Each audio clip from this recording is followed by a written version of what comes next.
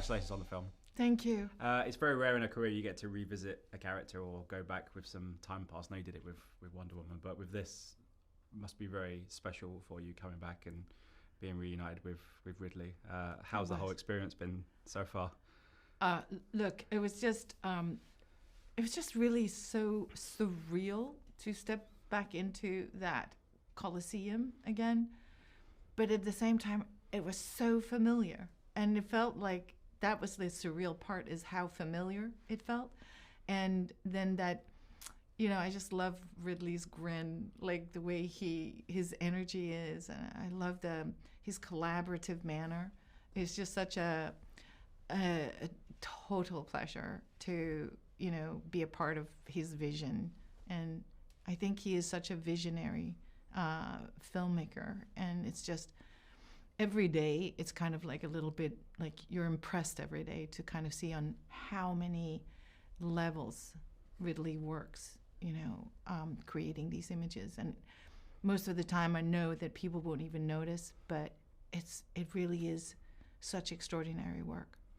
Did he give you any sort of guide as to the kind of interim years, in terms of, obviously we meet again Lucille these years later? Did he give you kind of an idea of what she was up to in those years that we don't see her? Yeah, I mean, and the script does too. You really see like this Rome that has basically imprisoned her, and they kind of trot her out every time they want to look to the people as if they are legitimate rulers, like the emperors. The various emperors that she has been through since the death of her brother. And when you look into history, it really has been so interesting to put into the context of what she did see if she were alive, then, what she did see pass after the death of her brother, which is basically the utter destruction of everything that her father had written, and sort of like Rome had been built around as norms and values, and I really carried that with me into the character, like what it must have been like to be the daughter of Marcus Aurelius and see the destruction of those values. I was just talking to Denzel, and he was talking about Paul, and about when you guys were in the Colosseum and watching him do take after take after take, and you guys were out the shade, you were in this thing watching him. What was that experience like, watching Paul and obviously Pedro as well doing all that stuff? Because it's a lot of endurance they had to go through, it seems. Well, without giving away spoilers for that particular scene, I was sort of scripted to be seated in a chair between the two emperors, and I just came up there and I said to Ridley, Ridley, in your opinion, what is stopping me from just standing up and throwing these two assholes over the railing? Because, they're assholes. And I'm bigger than them. And he was just like, note taken. Check, please. No, he was like, chains, please.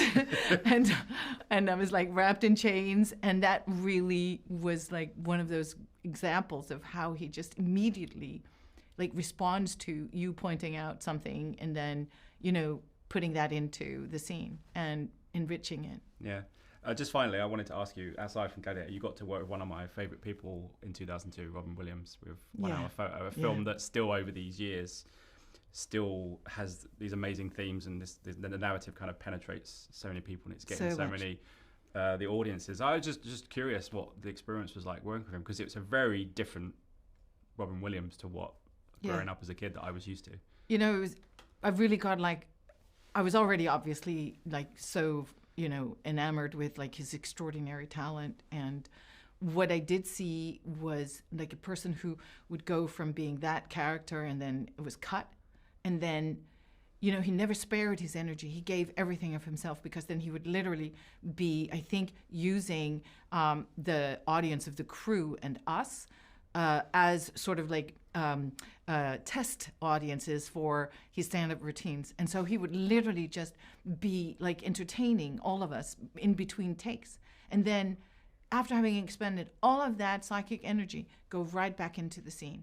I've never seen a person have that much to give from. It was extraordinary. He was a truly generous and like such a gifted performer on so many levels, because it was as if he was really sort of like sending like his, I don't know, all of his like sort of frequencies. This frequency that he would be on up here, like when he was doing the stand-up, and then the frequency that he brought down, like this depressed almost frequency, this suffering, this wound that was inside that character, and he was into that frequency, and it was just really amazing to see that work. Amazing. Thank you so much for telling that story. That's amazing. Thank you so much for your time. Pleasure.